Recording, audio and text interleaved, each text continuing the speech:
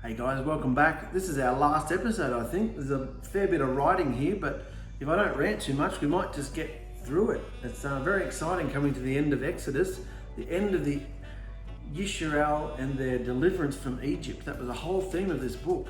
And in our last episode, we dealt with the golden calf and how Yahushua feels about us worshipping him our own way.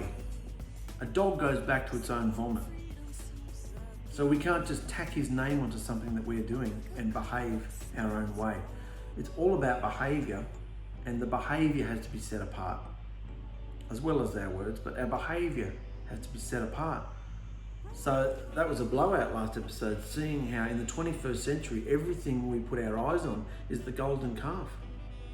Does that mean we walk around with our eyes closed? No, but we walk around knowing that. We walk around keeping Yahushua in the forefront of our minds all day, every day. Because everything that people, you only have to look at on Facebook and see all the amount of groups and pages that are set up in honor of something. It could be anything.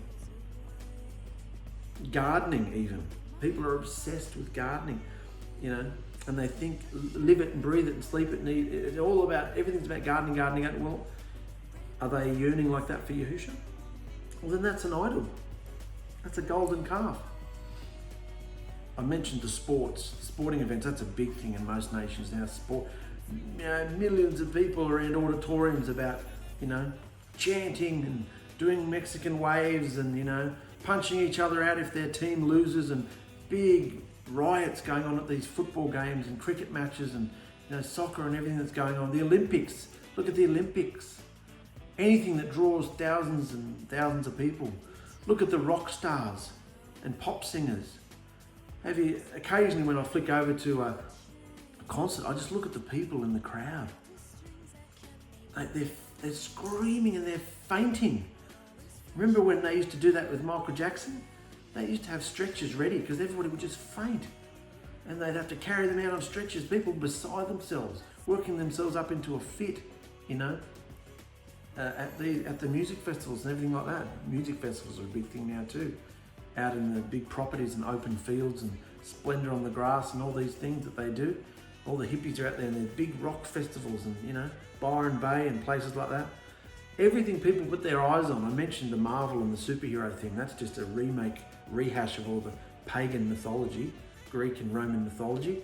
And they're the biggest movies in the world now. In fact, the real directors, Spielberg and Scorsese and people like that, and Francis Ford Coppola, people like that are up in arms about Marvel because they're real movie makers, you see. And these Marvel people are just coming along and making all this money off shiny superheroes. They're up in arms about it, and people are in there dressing up as their favourite character, and that's just a few I can think of in the moment of things that we put our mind on. Doesn't mean you can't watch any of these things. I'm talking about the obsession, the things people are obsessed with. I'm a hairdresser, so I see lots of people, and the things that they go and do. The horse racing, people are obsessed with horse racing up here. Cars, there's a few people who are obsessed with cars. A lot of men are obsessed with cars, aren't they? And engines. Oh, the louder the engine. Engines. People are obsessed with engines. I can't stand engines. Make it as quiet as you can, thanks. Car racing, anything you can think of that is more important than Yahushua. Religion, that's probably the biggest one. How many people go there thinking they're going to worship the Creator, and they're actually worshiping a golden calf or a big horse? ＪESUS in Hebrew means horse. So they're crying out to the horse, "Horse, heal me, save me." I'm saved in the blood of the horse, So can you see that it's exactly the same way? Remember I said a few episodes ago that all these things are cultural, but behavior is the one constant through time. This behavior we're reading about is exactly the same as today. It's the exact same behavior that led Yahushua to just wipe out the world through the flood. Wipe out Sodom and Gomorrah because of their behavior, their cruelty, perversion. So anyway, in the aftermath of the golden calf, Moshe has assigned the priesthood, his brothers in the Levitical priesthood, and then he approaches again. Here we go. Moshe offers his life for Yisrael. The next day, this is after the golden calf, after 3,000 was slain by the Levite priesthood. The next day, Moshe said to the people, "You have committed a terrible evil, but I will go back up to Yahuwah on the mountain, and perhaps I will be able to achieve forgiveness for your wicked behavior." That's the work of a mediator, isn't it? Going to Yahusha and asking forgiveness for the people. So Moshe returned to Yahusha again and said, "Oh, what a terrible evil these people have committed, making deities out of gold for themselves. But please forgive their wicked behavior. And if not, erase my name from the book that you have written." He's laying his life on the line for his people. Paul said something like that as well in one of his books. Even if I had to give up my life, Father, I pray that all Yisrael would be delivered, that all Yisrael would know Yahusha, something to that effect. Paul had that same heart as well. In the turquoise here, is there a better picture of Yahusha offering his life for Yisrael than right here with Moshe? Of course, Moshe is not qualified to make this sacrifice since he was just a man. Yahusha was the only one whose perfect blood could redeem all of mankind, but you at least see the heart of a mediator, the heart of a Messiah here. You can see it. So Yahusha replied to Moshe, "No, I will erase the name of everyone who has done this evil against me. Now go, lead the people to the place I told you about. And look, my messenger will lead the way before you. And when I come to visit Yisrael, I will certainly hold them responsible for their wicked behavior." This messenger is sending a messenger now instead of himself. Many people, scholars, rabbis, think that this is actually the Messiah himself. But given that I'm saying it's the Messiah from the beginning, I think it's the same person or one of his messengers. Either. Everyone is responsible. So Moshe's offered up his life, and Yahusha's like, no, only those who are guilty will be erased. Everyone is responsible for their own evil behavior and its consequences. Then Yahusha sent a great plague upon the people of Israel because they had worshipped the golden calf that Aaron had made. Other places it says the outskirts of the camp was attacked by a plague, killed thousands of people more. Aside from that, so not only were they killed by the sword, the main ringleaders, and those who were directly involved, Yahusha sent a great plague upon the people because they had worshipped the golden calf that Aaron had made. Isn't it interesting that Aaron made it and now he's been made the high priest? So you can see that Yahusha does look at the heart and mainly the repentance, and he can use anybody. Why did he slaughter the outskirts and deliver and forgive Aaron? Because Aaron stood with Yahusha, stood with him, and they went out and slaughtered the people as commanded, and now they were being obedient. And Yahusha sees the big picture. Obviously, the people in the outskirts that caught the plague, were hit by the plague, didn't really care, weren't repentant, probably looking from a distance, they didn't care. They probably still had jewels and idols in the flaps of their tent that they were looking at. Yahusha knows the heart, you see. Yahusha is the judge. So, not up for us to judge. Then Yahusha said to Moshe, "Now get going, you and the people you brought out of Egypt. Go up to the land I swore to give to Abraham, Yitzchak, and Jacob. For I told them, I will give this land to your descendants, and I will send my messenger before you to drive out the Canaanites, Amorites, Hittites, Perizzites, Cuis, and Jebusites. Go up to this land that flows with milk and honey. But I myself will not be traveling among you anymore, for you are a hideous, stubborn, and rebellious people. And if I stuck around, you would surely be destroyed along the way." So it's for your benefit. If I stuck around, I might just wipe you out. You're so hideous. So he's altering the covenant a little bit, altering the agreement, still allowing them to go to the land. Go on, hit the road, Jack. Go to the land that I set up for you, that I promised you. But I'm not going. No, I've had it with you guys. Yahusha has been betrayed by Yisrael's adultery. Yahusha has been betrayed by Yisrael's adultery and now he's keeping his distance. So he promises to never leave us or forsake us. But do you feel him pulsing through you? Do you feel his Shekinah, his anointing over you? Do you feel the burning? It's not always burning. I've said it in a negative way, I like burning, but often it's a real peaceful, loving, warm warmth that we feel as well. If we are having days where we are being obedient and we are doing the right thing and we have overcome, it's a warmth, it's a love, it's an intoxication. It's not always a burning, negative, you're wrong, this needs to go, that sort of thing. But are we feeling that? Are you feeling that in your day, or are you feeling Yahushua's keeping his distance? Yeah? Yahushua has been betrayed by Yisrael's adultery and he's keeping his distance. And when the people heard these harsh words, they were sad and went into mourning and stopped wearing their jewelry, which is a sign of happiness, and fine clothes. They had a pity party. Wouldn't face themselves, and now they're all negative and down. Oh, Yahushua's left us, it's a pity party. Woe is me. Do you get like that when you're told something about yourself? Do you have a pity party? Is it always negative?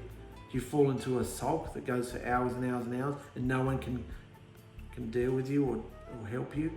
Is that how you take Yahushua's words? Or is everything Yahushua says and does to uplift us and bring us closer to him? So Yahushua had told why they'd gone into a pity party, taken off their jewelry, sign of happiness, fine clothes. For Yahushua had told Moshe to tell them, you are a stubborn and rebellious people, and if I were to travel with you for even a moment, I would destroy you. Remove your jewelry and fine clothes while I decide what to do with you. So that's why the people are mourning. They're upset because they've been chastised. So from the time they left Mount Horeb, Sinai, the children of Israel wore no more jewelry or fine clothes.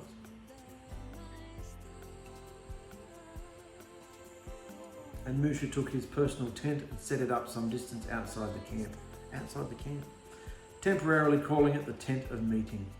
And everyone who wanted to make a request of Yahushua would go to the tent of meeting outside the camp. This isn't the tabernacle. This hasn't been built yet. This is just Moshe's tent. But this was temporarily called the tent of meeting because wherever Moshe was, Yahushua would meet with Moshe. So whoever wanted to make a request of Yahushua would go to the tent of meeting outside the camp. And whenever Moshe went out of his tent, all the people would get up and stand in the entrance of their own tents. And they would all watch Moshe until he disappeared inside. For as he went into his tent, the column of cloud would come down and hover at its entrance while Yahushua spoke with Moshe.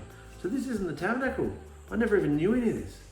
Before the tabernacle was actually built, Moshe's tent was the tent of meeting. And whenever Moshe would go inside his tent, everyone would be standing there to see, he's gone inside his tent, quick.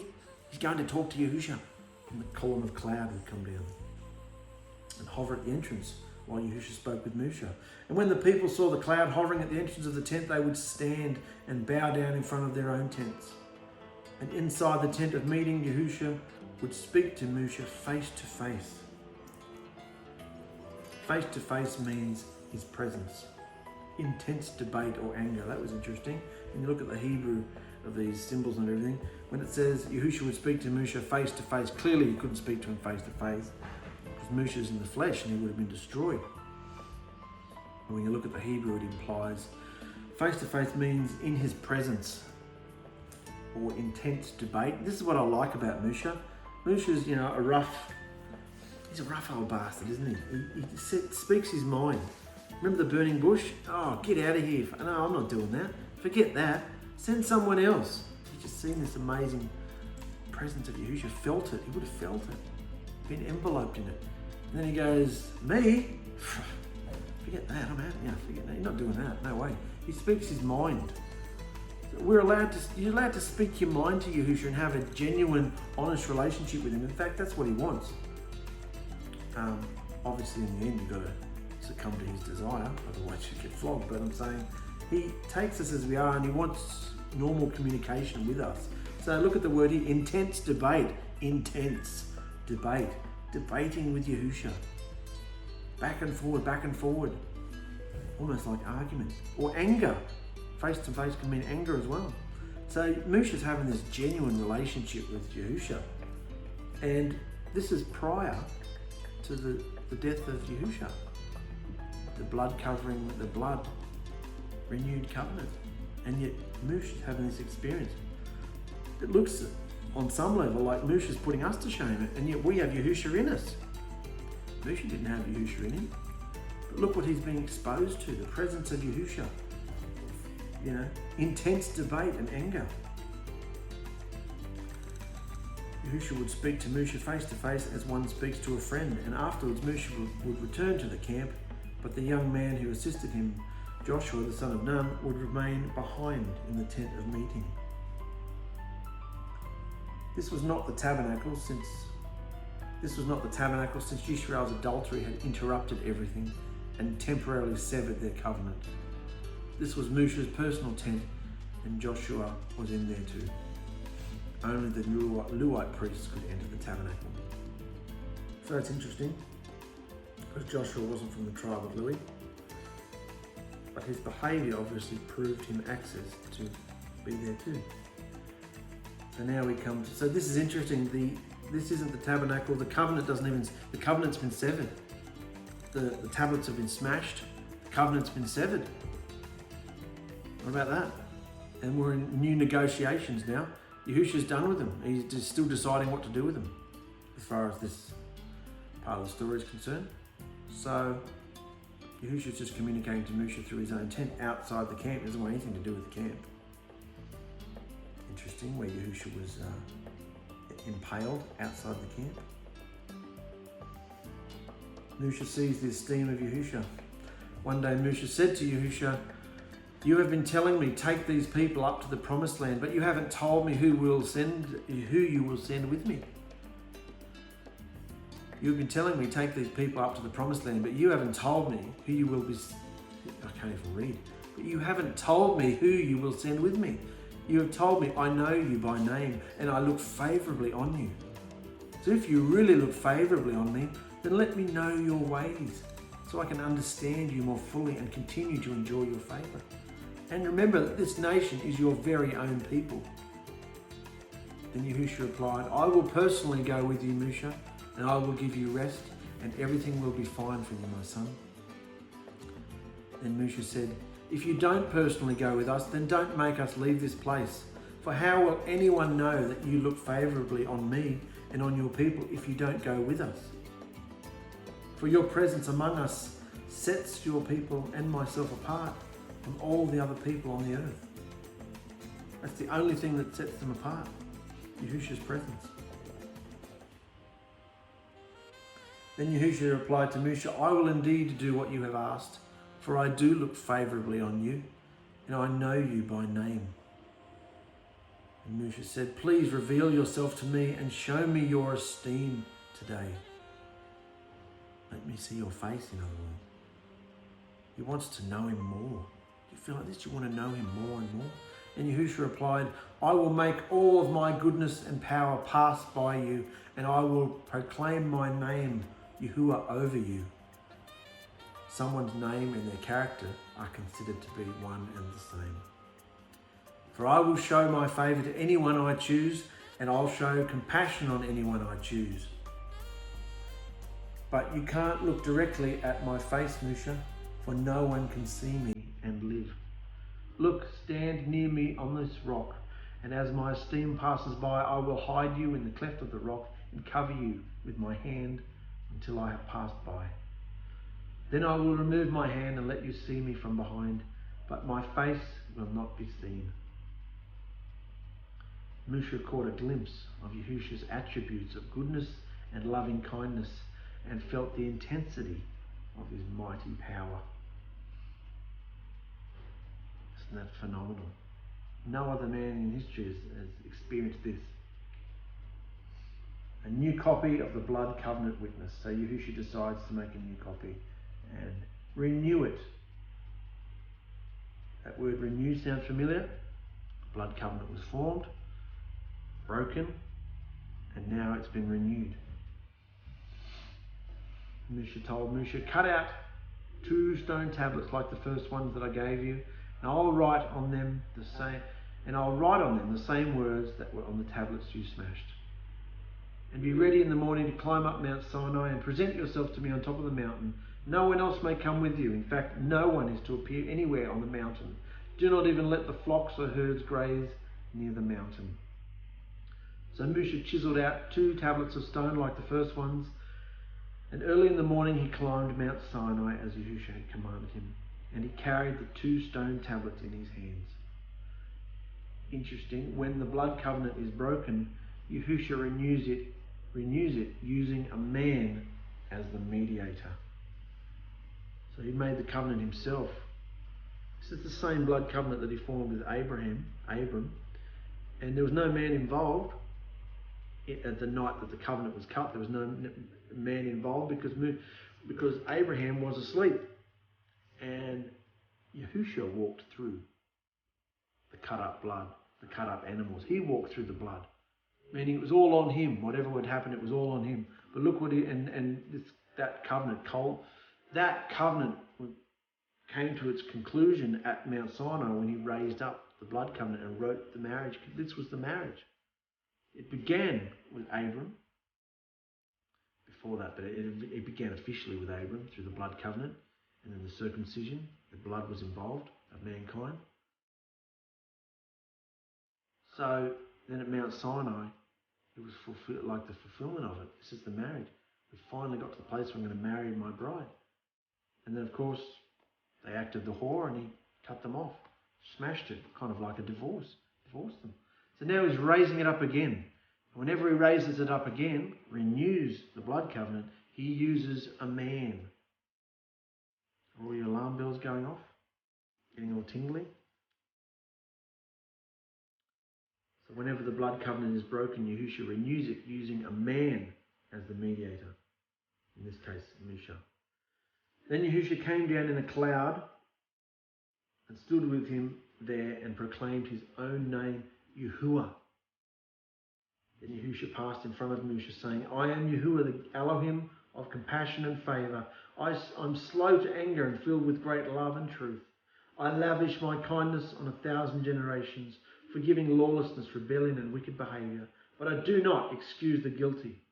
I lay the wickedness of the parents upon their children and grandchildren, and the entire family is affected, even the children in the 3rd and 4th generations. In those days, an extended family living together from birth to death lasted about 3 or 4 generations. So this is referring to the entire household, because when one family member sins, when one family member is disobedient, I should say, it affects the whole family. And Moshe immediately threw himself to the ground in the presence of Yahushua, saying, Oh my master,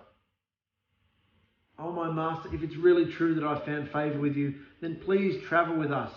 I know we're a stubborn and rebellious people, but please forgive our evil and wicked behaviour. Claim us as your own treasured possession and inheritance. And Yahushua replied, Listen, I'm raising up my eternal blood covenant of deliverance with you in the presence of all your people, and I will perform miracles and wonders that have never been seen anywhere in all the earth or in any nation. And all the people around you will see the power of Yahuwah. For what I'm doing with you is truly awesome. Guard what I command you today, for I am going ahead of you and driving out the Amorites, Canaanites, and the Hittites, and Perizzites, and the Cuis, and the Jebusites.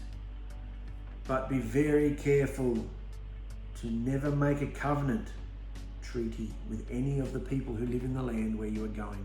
For if you do, you will follow their evil ways and be trapped. But break down their altars, smash their pillars of jealousy, cut down their Asherim trees, for you do not bow yourselves to another mighty one. For I, Yahuwah, even my name is passionately jealous.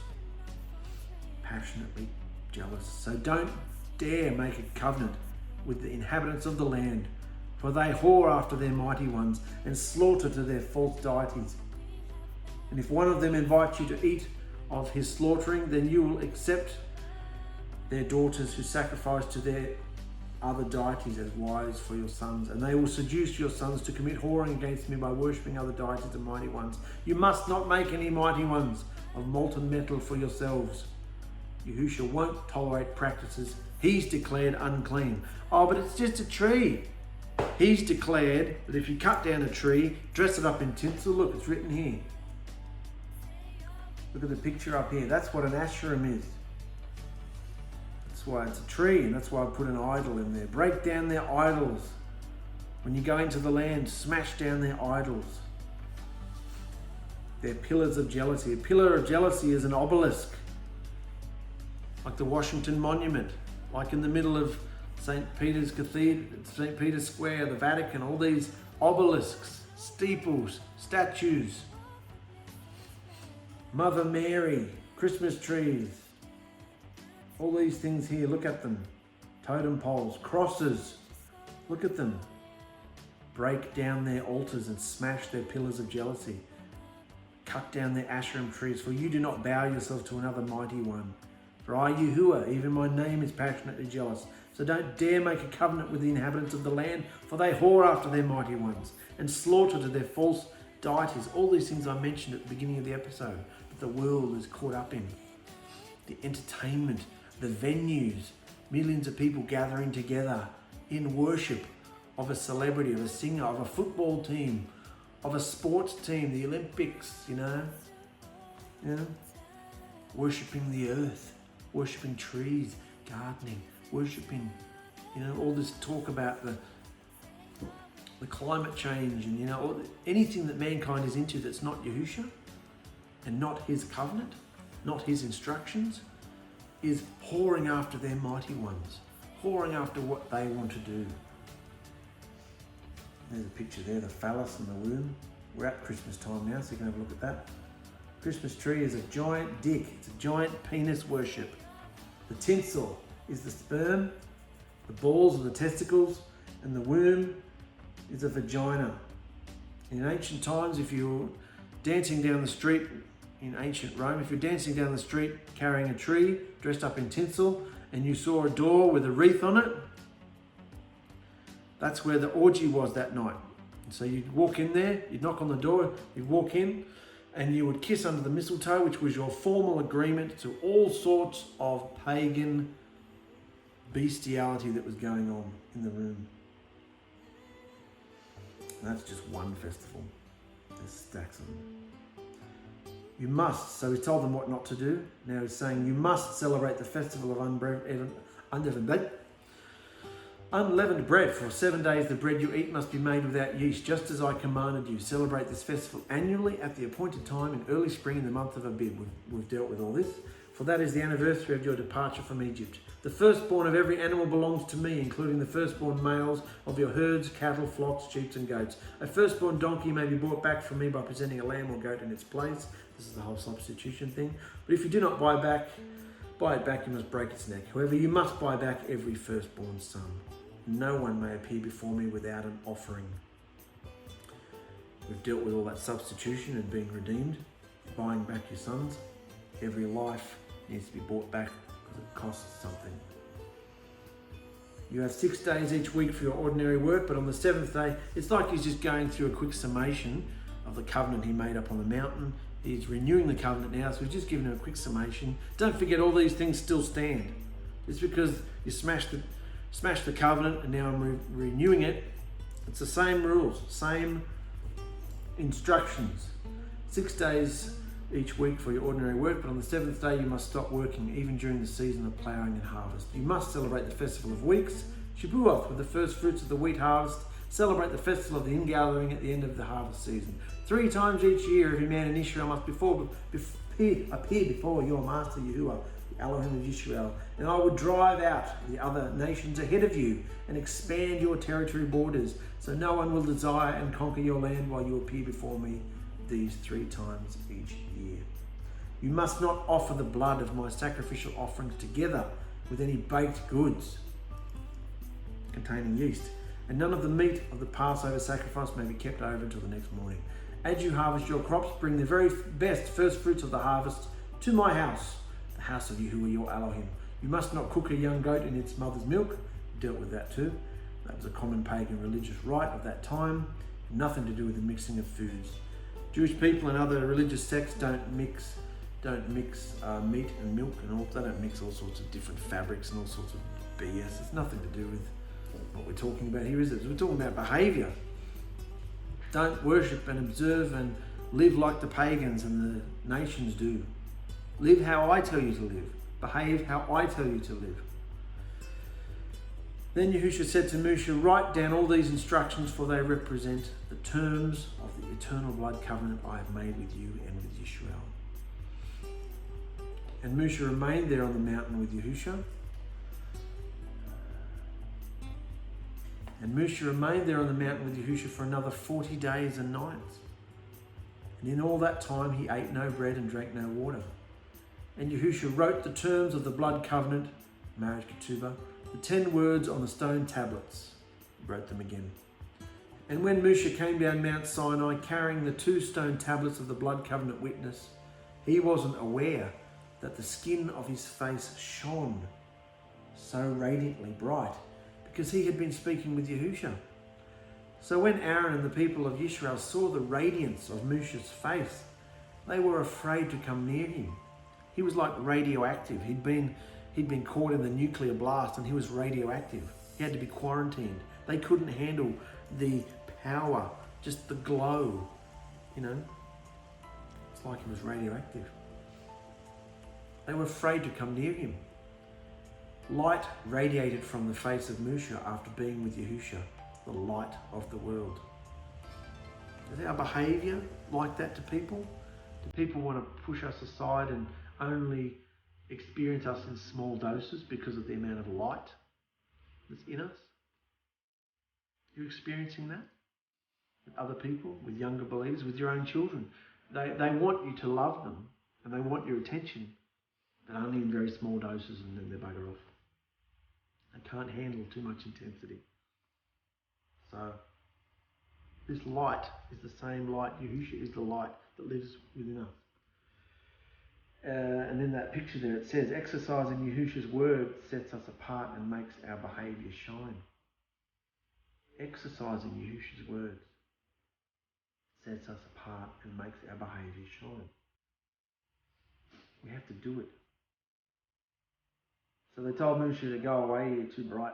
But Moshe called out to them and asked Aaron and all the leaders of the community to come over, and he talked with them. Then all the people of Israel approached him, and Moshe gave them all the instructions that Yahushua had given him on Mount Sinai. Then Moshe finished speaking with them. When Moshe finished speaking with them, he covered his face with a veil. But whenever he went into the tent of meeting to speak with Yahushua, he would remove the veil until he came out again. Then he would give the people whatever instructions Yahushua had given him. And the people of Israel would see the radiant glow of his face. So he would put the veil over his face again until he returned to speak with Yahushua again. The people were afraid of Yahushua's voice and his presence. An intimate relationship that Yahushua had intended to have with all his people was rejected by them because of their uncleanliness of their behaviours. The people were afraid of Yahushua's voice and his presence. An intimate relationship that Yahushua had intended to have with all his people was rejected by them because of the uncleanliness of their behaviours. So when confronted with Yahushua, they ran away scared instead of entering into the light. Instead of running to Moshe and hugging him and let me feel it, let me get in on some of the glow. No, they ran away because they didn't want to change, they didn't want to look at themselves, they didn't want to go through the process that Moshe had been through, the process of deliverance, Yahushua's process of deliverance. Are you willing to embrace it? Are you willing to take on the Hebrews 12 experience, to put off your rights, to put off who you think you are as a human being on this earth? Willing to be chastised and flogged, to bring forth kind, nice, loving, the fruits of right behaviour? So Moshe began telling the people of Yisrael about every instruction Yahushua had given him during his 40-day sessions with Yahushua. Sessions, plural. He'd been up there he'd been up there 40 days twice now, hadn't he? So he began telling them about the instructions he'd given him during his 40-day sessions with Yahushua about the Shabbat rest, contributions, and specific requirements for the tabernacle and all its furnishings. Now that paragraph there, when you look at the original text, takes up about, I forget how many chapters now, but I've summarized it because everything we went through on the mountain and all the instructions, it just gets written again. Only instead of Yahushua saying it, it says, and they built this fabric, this much long and this much wide. And this.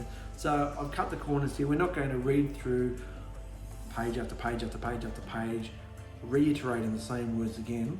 I've just said that Yahushua has given him, Moshe told them every instruction Yahushua had given him during his 40-day sessions with Yahushua about the Shabbat rest, contributions, and specific requirements for the tabernacle and all its furnishings. He told them all of it. The priesthood and sacrifices, oils and incenses, sparing no detail. I'm sparing the details now. I'm not going to read through all that again. I've cut it. They're making these scriptures easy. If there's huge chunks that are just repeating themselves, I've cut them out. Unless it's got a different slant on it. The only slant here is the first time Yahushua was saying it to Moshe, and the second time they were doing it. So everything Yahushua told them to build, they were now about to build, sparing no detail. And those in Israel whose hearts were willing contributed to all the materials needed to build the tabernacle, to the point where Moshe had to send word out stopping the contributions, for they had more than enough materials required to complete the project, following all of Yahushua's instructions to the letter.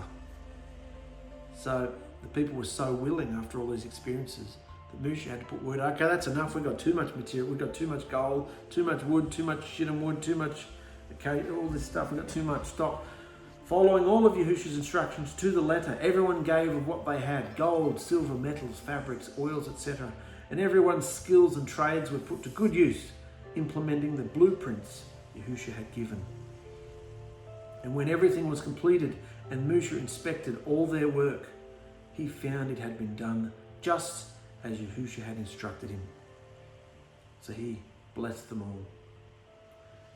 They had to be willing and empowered by Yahushua's Spirit, otherwise it would have been done in their own strength, which always falls short. Remember up here in this page here,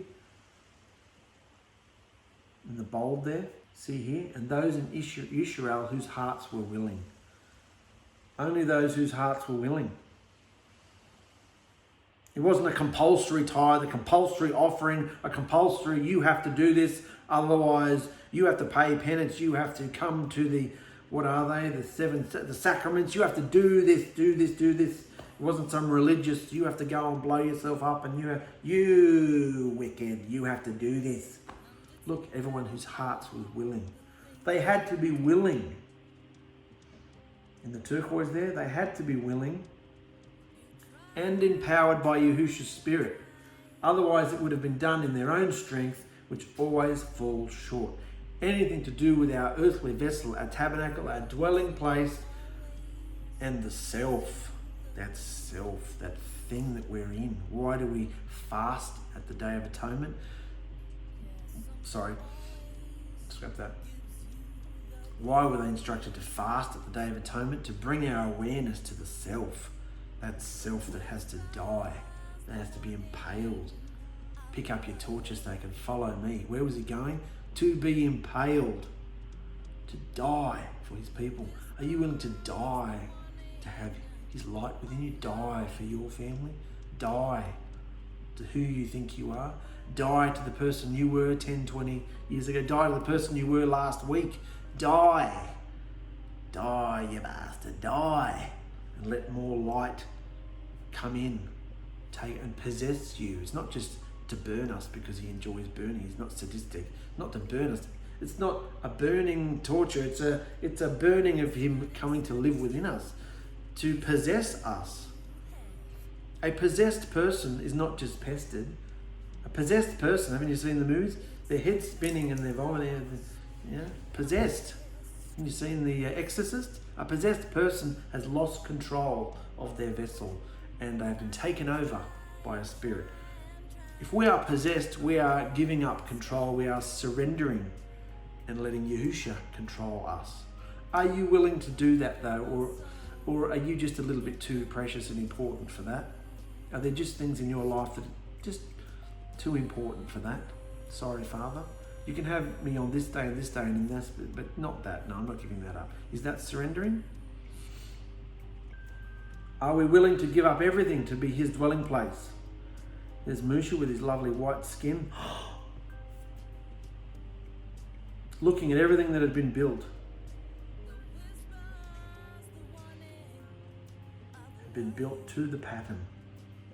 He found it had been done just as Yahushua had instructed, so he blessed them all. And the tabernacle was completed. This is like the end of the story. This is like the climax of the story almost, guys. The tabernacle was completed. Yahushua said to Moshe, set up the dwelling place for my tent of meeting on the first day of the new year and place the ark of the blood covenant witness inside and install the veil to screen the ark within the most set apart place. Then bring in the table of showbread, arrange the utensils, bring in the golden lampstand, set up the oil lamps, place the altar of incense in the front of the ark of the blood covenant witness, then hang the door covering at the entrance of the tent of meeting, place the brazen altar in front of the door of the tent of meeting, and set the brazen altar lava between the tent of meeting and the altar and fill it with water. Then set up the courtyard around the outside of the tent of meeting and hang the covering for the courtyard entrance. Take the anointing oil and anoint the whole tabernacle dwelling place and all of its furnishings to set them apart and appoint them. Anoint them. Anoint the altar of burning incense and utensils to cleanse them too. Then the altar will become absolutely set apart. Next, anoint the wash basin and its stands to set them apart too. Then present Aaron and his sons at the entrance of the tent of meeting and wash them with water. Dress Aaron with the set apart garments and anoint him, setting him apart to serve me as a priest. Then present his sons and dress them in their tunics too. Anoint them as you did their father, so they may also serve me as priests. And with their anointing, Aaron's descendants are set apart for the priesthood forever, from generation to generation. Now, I'm not going to go into that a lot because we dealt with that the last few episodes about being sprinkled with the blood, washed with water, anointed with oil. That is a shadow of what we are to become today. We're delivered by the blood of the Lamb. We repent. We are immersed, ceremonially cleansed by water, and then the anointing oil of the Ruach comes within us. Here's the oil and here's the light. So it's interesting that when Yahushua gave Moshe the blueprints for the tabernacle, he started from the inside and worked his way out, looking at it from the way he approaches mankind. However, when Israel began building, they started from the outside structure and worked their way in, finishing with the furniture, etc. Which of course is the way mankind approaches Yahushua from the outside. The tabernacle contained about 3 tons of precious metals and took about 5 to 6 months to complete. It took them 6 months to build it. Not some easy feat, was it? And Moshe proceeded to do everything just as Yahushua had commanded him, and the tabernacle in the wilderness was set up on the first day of the first month on the 2nd year. And when Moshe and the priests of Lewi finished the work, the cloud covered the tabernacle, and the esteem of Yahushua filled it. How amazing. And Moshe could no longer enter the dwelling place because the cloud had settled down over it. And the esteem of Yahushua filled the entire tabernacle. Not just the most set apart place, his esteem filled the entire tabernacle. And whenever the cloud lifted from the tabernacle, the people of Israel would set out on their journey, following it. And if the cloud did not rise, they remained where they were until it lifted. The cloud of Yahushua hovered over the tabernacle in the wilderness during the day, and at night fire glowed inside the cloud, so that the whole nation of Israel could see it. And this continued throughout all their journeys in the wilderness.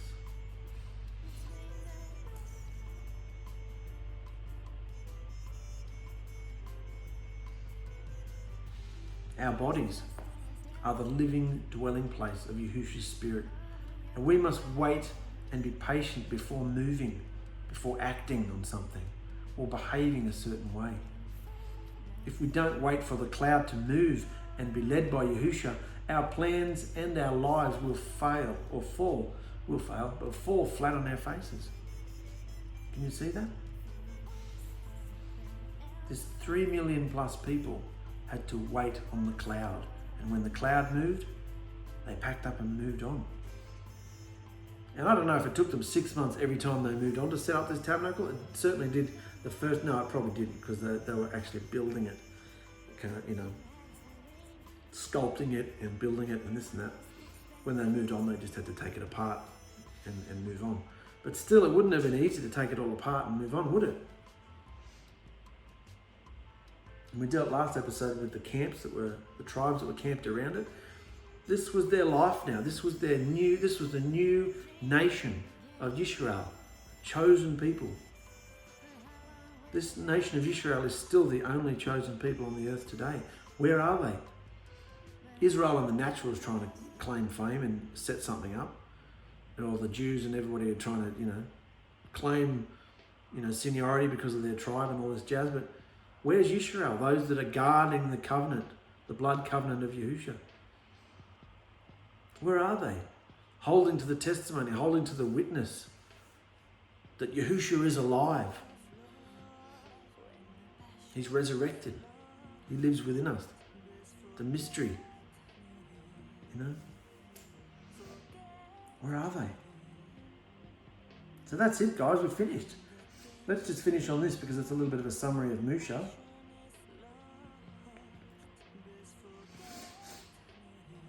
Musha, a shadow of the Messiah. We saw how Musha interceded, how Yahushua was training him to come to the place where at the beginning he didn't even want to do it at the burning bush. So forget it, I'm not doing that. To the point now where he's willing to give up his life for his people. Please don't destroy your people. Blot my name out of the book of life. Take my life, but please don't. Look at the heart. Musha was unlike any other prophet, having met with Yahushua personally. He was a humble servant who even offered to give up his life for his people. And as the mediator of the blood covenant between Yahushua and Yisrael, he delivered them from slavery and trained them in the wilderness, judging their conflicts, teaching and leading and feeding them. That picture there wasn't Musha, that's Yahushua up there, black guy. This is Musha down here. And I'll put a picture of this a bit smaller so you can see it.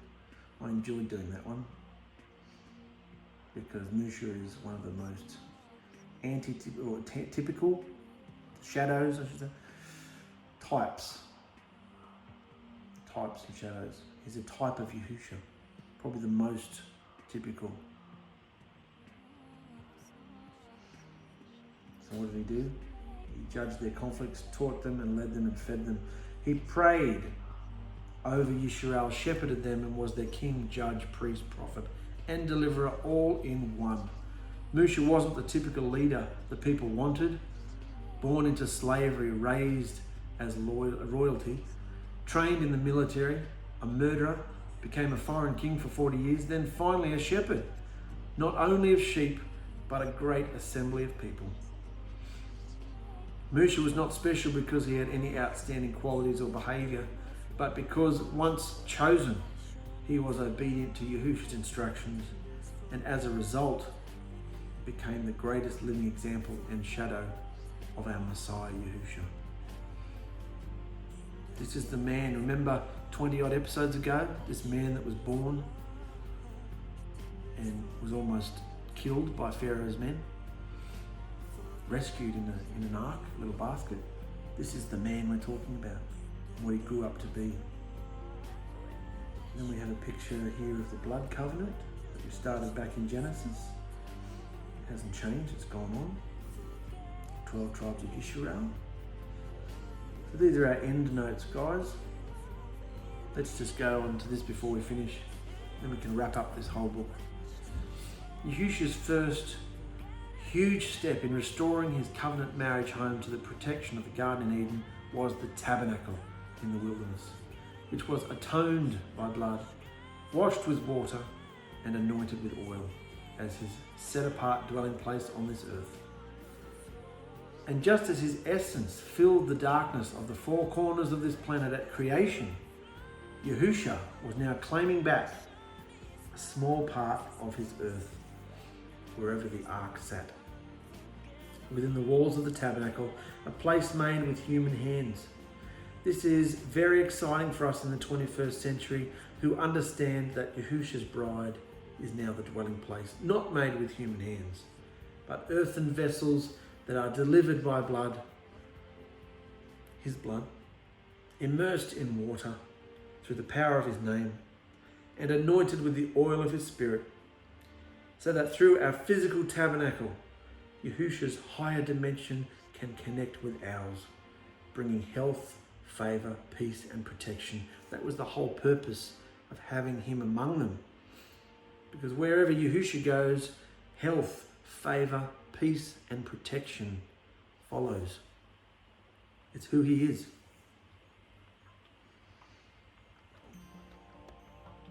So this earth, this creation, we're tying in the beginning of Genesis with the end of Shemoth. You see what we're doing here? Not because it's a completed story in any way, but because this was the first major, huge step in restoration. Yahusha was claiming back through the ark and the tabernacle what he had in the garden. The whole purpose of the scriptures is to show us Yahusha's eternal covenant of deliverance in order for us to be used as vessels for his loving kindness. Of course, this can only happen through a wilderness experience where Yahusha separates us from everyone and everything of the world, training us through flogging, chastising, rebuking, and discipline, so that we run our race and overcome the evil that wants to invade our vessels and stop us from being his dwelling place, his most treasured possession, and true witnesses of his revolutionary behavior. This isn't some weird sect of the Messianic Nazism that I'm going on with. This isn't some weird thing. It's just a revolution. Yahusha is bringing in a behavior revolution. Revolutionary behavior. Just as he did when he walked the earth. That was the only thing that affected people. That's why they loved him and hated him, because of his behavior. And look at the behaviors we're pulling out of Genesis and Exodus. This is only our first two books. All of Scripture is a behavior revolution. That's why it's phenomenal that Yahusha gave us even just that term, the behavior revolution, because that's what we're in. It's not some religious thing that's, we're Yahusha's bride, or, we're Nazism, or we're Messianics, or the world looks at us and goes, oh, another group of freaks are coming around. No. We're just into behavior. We just want to learn how to behave like Yahusha wants us to. Now we have the two witnesses. Now we have the two witnesses of the blood covenant. The two witnesses of the blood covenant written on stone. Look at it. In Paleo Hebrew. Written on both sides. These two witnesses were placed inside the ark in the dwelling place. Are the two witnesses the eternal instructions? Moshe and Eliyahu? Or Yahusha's bride? Or all of them? Yahusha's bride being made up of the two tribes, the two houses, I should say. The two olive trees, the two sticks that will become one. So now we have the New Jerusalem, stripping back the idea of attending a building. So now let's come to the New Jerusalem. Because that's a shadow of the tabernacle as well. The tabernacle was a shadow of this too, remember? Stripping back the idea of attending a building. Now we've all wanted to attend somewhere, go somewhere, fellowship somewhere. We don't feel right unless we're fellowshipping somewhere with other people. Well, if you strip back that idea of attending a building, a gathering with people, singing songs and being part of a physical assembly, if you strip that back, it forces us to go through a detox from the whole religious idea of what worship is, coming out from among them. Yahusha said that his bride will worship him in spirit and in truth. And we know that the only acceptable approach to him is now in our daily behavior. the true worship he is looking for from his bride. A behaviour of checking our thoughts to make sure a sneaky demon isn't trying to break through and affect the way we think or treat others. A military mindset where armour must be worn and a daily battle must be fought in our minds. Are you in a military mindset, or are you just a slobbish, brutish, undisciplined, lazy behemoth? Do you have a military mindset? The minute your eyes flicker open of a morning, armour goes on. You know that the first person who says anything to you in the morning, there's a high percentage that it will be something negative. Have you ever looked at your day like that? Look at how many people tell you positive things and negative things. I just face the minute I wake up that I'm going to be onslaughted. There's going to be an onslaught of negativity from everybody around me. Wife, children, everybody. Get to work, they'll be negative. Someone will complain or say something negative just to try and bring down my day. Armour.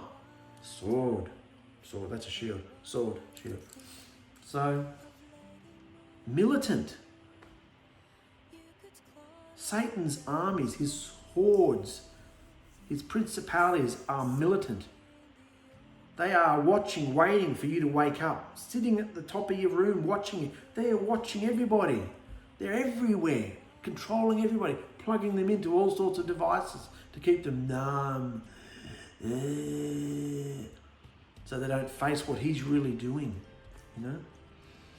They can't live without their phones or their devices or their stupid games or stupid intellectual knowledge that goes on out there. They can't live without it. They're plugged in.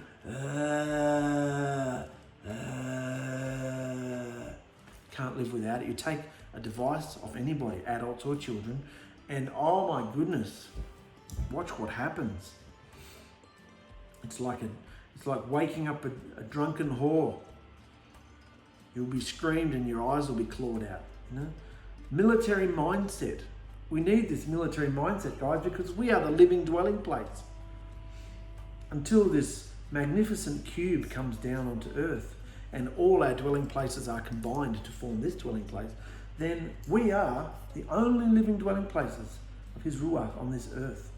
Those on this personalised pathway of overcoming the world and the evil that controls it are Yahushua's bride. And they are getting ready for the return of their king, who will cleanse this whole earth with fire, as he once did with water, and transform her in the twinkling of an eye, to take on first fruit bodies like him, and attend the marriage supper of the Lamb.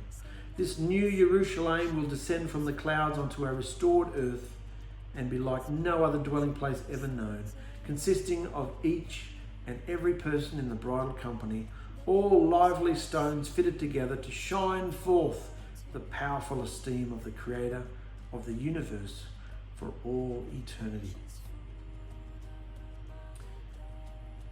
That's the whole purpose of this, guys, to become part of the new Jerusalem, to be consummated, joined, married, together forever with our bridegroom.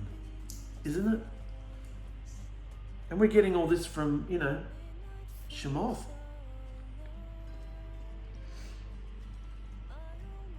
The tone of this Exodus account is dramatically different to that of Genesis before it, where Yahushua didn't seem to be focusing too much on punishing mankind for idolatry. There were a few scattered incidences like the flood, the Tower of Babel, Sodom and Gomorrah, which stand out, but those punishments were not purely for idolatry, but rather getting in the way of Yahushua's grand plan of scattering mankind across the earth and ensuring his people didn't intermix with the nations, tampering with the pure bloodline.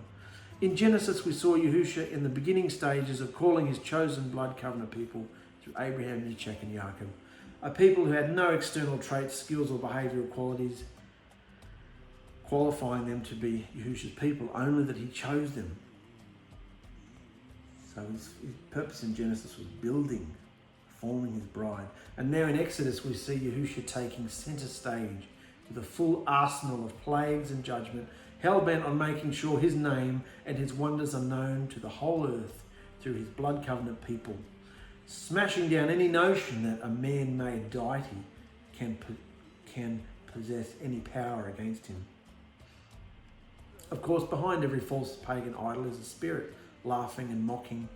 And all of mankind was once again under the influence of fallen, unclean spirits, who had taught them to worship objects of wood and stone, gold and silver.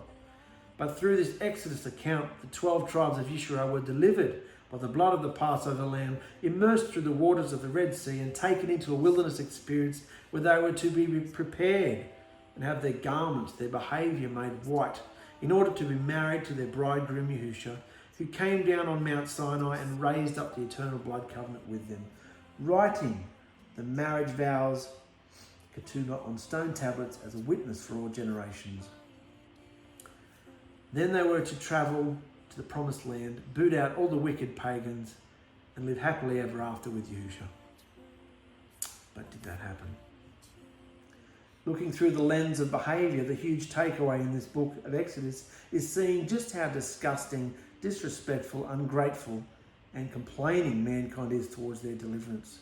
And despite proving over and over again through amazing signs and wonders that he was indeed among them and providing everything they needed, they refused to comply, refused to go up the mountain, didn't want to hear Yahushua's voice or see the light from Moshe's face after he'd gone up for them.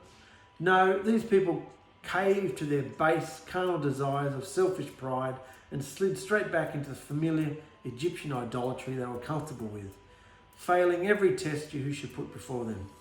But despite all this, Yahushua, not without punishment though, proceeded forward with his plan to set up his tabernacle among them, a booth, where he could dwell among them, bless and protect them, until such a time that he would break through the veil of his high dimension, put on the flesh of a man, and literally walk among us, to once and for all, rent the veil, showing the rip-off of religion and the intoxicating loving kindness that came through his eyes, so that he could align the dimensions once again, once and for all, through his perfect blood, and claim back his covenant bride.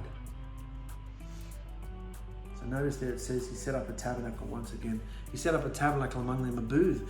That's another reason we celebrate booths. To celebrate the fact that Yahushua boothed among his people. Doesn't mean we have to build a booth. We are the booth.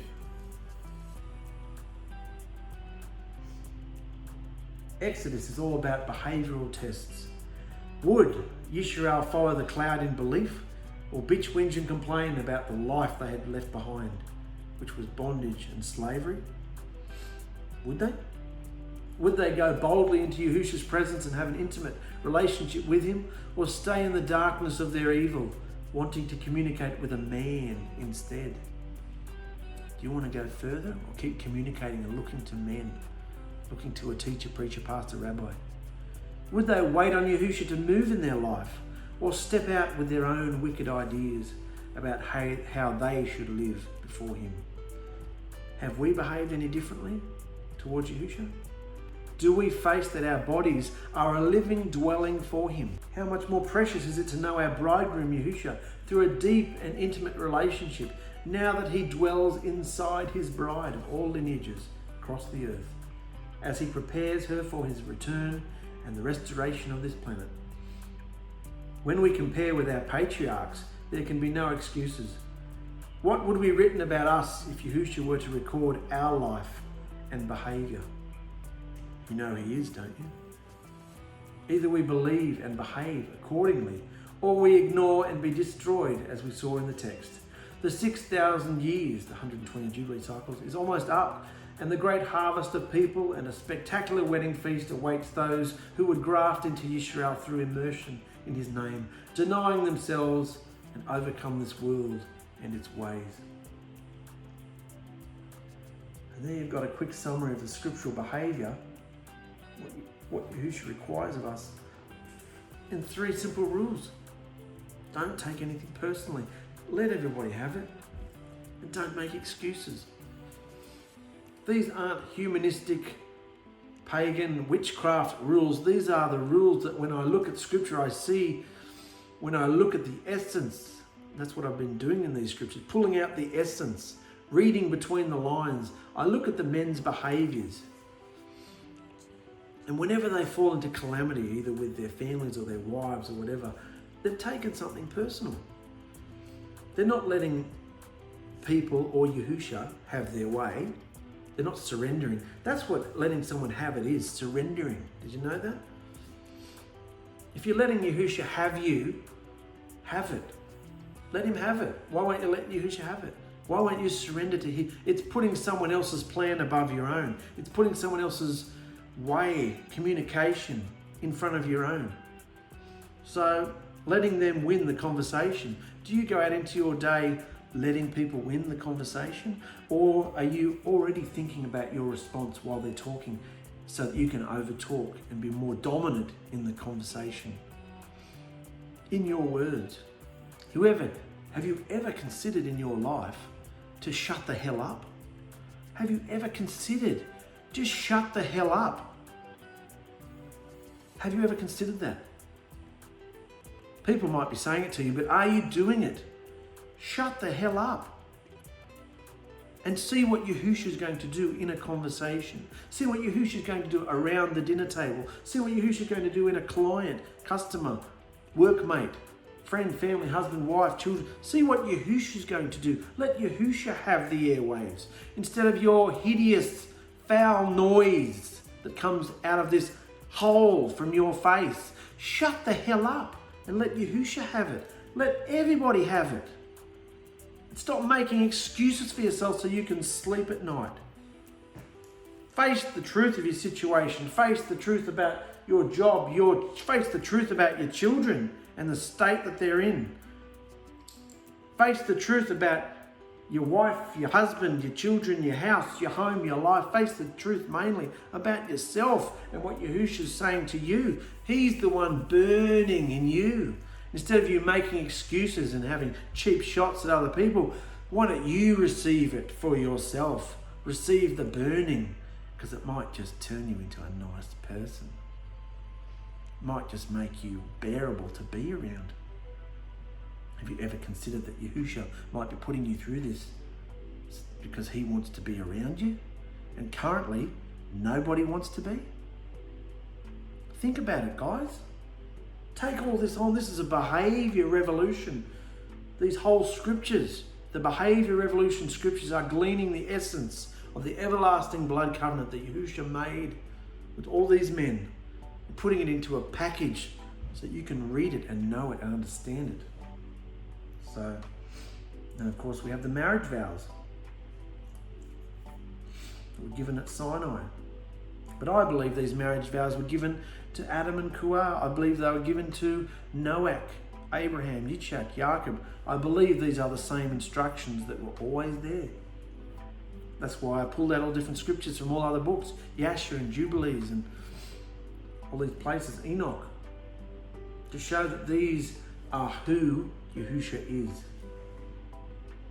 Love Yahushua more than anything else. Do not bow down and worship idols. Always use Yahushua's name. Rest on the seventh day Shabbat. Respect your father and mother. Don't murder. Don't break up your marriage. Don't steal or don't break up anybody else's marriage either. Don't steal or kidnap. Don't lie or be cruel. And don't desire after anyone else's stuff. In other words, loving behavior. These instructions were taught from the beginning of time and made official. They were carved in stone, just like they're written on our hearts today, or pushed, pumped, slammed into our hearts some days. Taught at the beginning, made official at Sinai to remind Yahushua's people who they were. So, remind Yahushua's people who they were, who they are. Do you know who you are? You are one of the lost tribes of the house of Israel. We all are. We're one of the lost tribes coming back to Father's house. We are one of the witnesses. We have the witness of Yahushua within us, and we become the living dwelling place. You are the only light in your family's life if you have Yahushua inside you. You are the only dwelling place that Yahushua dwells on this earth until the end. So guys, I'm going to take a short break now with the videos because I haven't got much else to go on to. I haven't written much of Leviticus, so I'm going to hit the books again now. take a few weeks, a month, or whatever it takes off. And just be encouraged, guys. Keep going. If you stumble, get back up and keep going. This is the walk of the bride. Coming out of the common. Don't forget all these things that I harp on, because it's life to you. It's Yahushua's words. The 3 rules are amazing. Coming out of the common behaviour. Are you being common? Everything in your day, bring it to behaviour. Bring it all to behaviour, and you can't go wrong. If you're feeling pain, if you're feeling hurt, if you're feeling anxiety, stress, you know, what's Yahushua saying to you? It's not from outside. It's all Yahushua in you, because you're not trusting him. Anxiety, stress, depression, all these things that people want to slam medication and drugs down your gob for, it's all just because we don't know Yahushua and not letting him in, letting him burn through us and purify us so that we can become his, possessed, the PPP, the promised possession of the 𝗪𝗚. Promised possession of the 𝗪𝗚. Are you becoming possessed?